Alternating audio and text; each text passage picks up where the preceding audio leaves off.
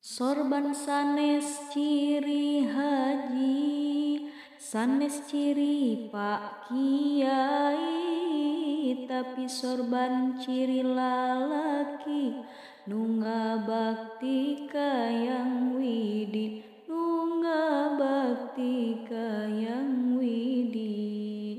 Jilbab sanes ciri santri, sanes ciri bisa ngaji, tapi jilbab ciri istri, nunga bakti ka ilahi, nunga bakti ka ilahi.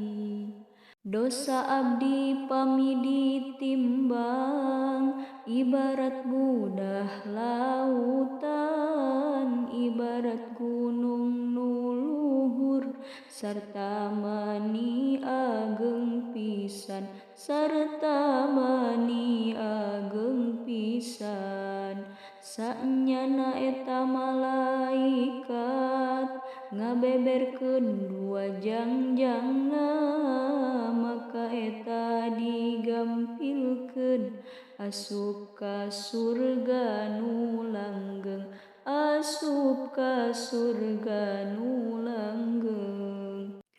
Umat Islam akhir zaman seueur anu kasasaran, ucap lampah patekadan, seueur pisan pamusyrikan, seueur pisan pamusyrikan.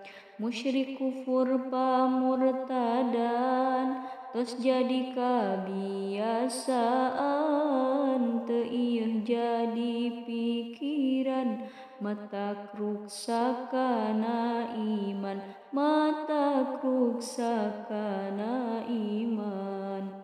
Syahadat sok diucapkeun,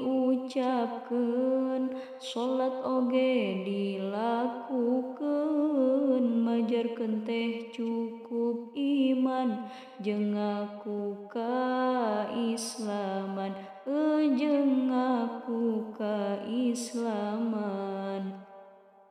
Najan laku teu napakan kana aturan Pangeran, teu gaduh rasa nyalahan, eta teh pangajak setan, eta teh pangajak setan.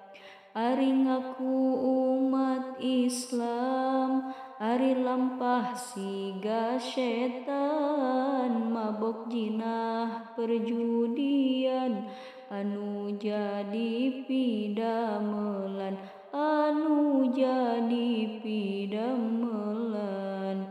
Seueur ulama diancam, pedah ngajak lebet Islam, da kuring mah enggeus iman, da cukup Islam turunan, da cukup Islam turunan.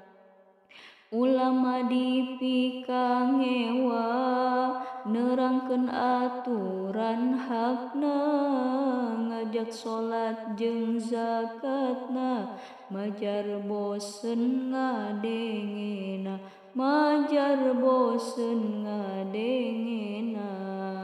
Seueur ajengan nerangkeun kana hukum ti Pangeran, seueur anu ngabalieur bongan jauh jeung kahayang, bongan jauh jeung kahayang. Seueur ucap pagawean teu sesuai jeung aturan, jiga hade sareng iman, padahal mah kasasaran, padahal mah kasasaran. Kana salat ngahir-ngahir, majar pamengpi damelan, nyiar dunya sesepan, salatna rek diqodoan, salatna rek diqodoan.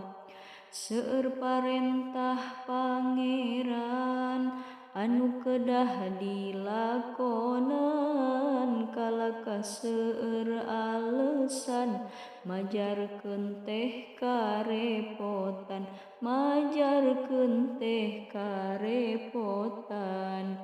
Eling-eling umat Islam sing eling kana aturan parentah Allah lakonan parentah setan singkahan parentah setan singkahan.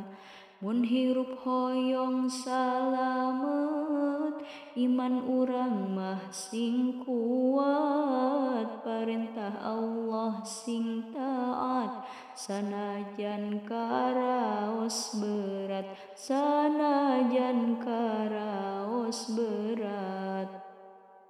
Al-Quran tong dijauhan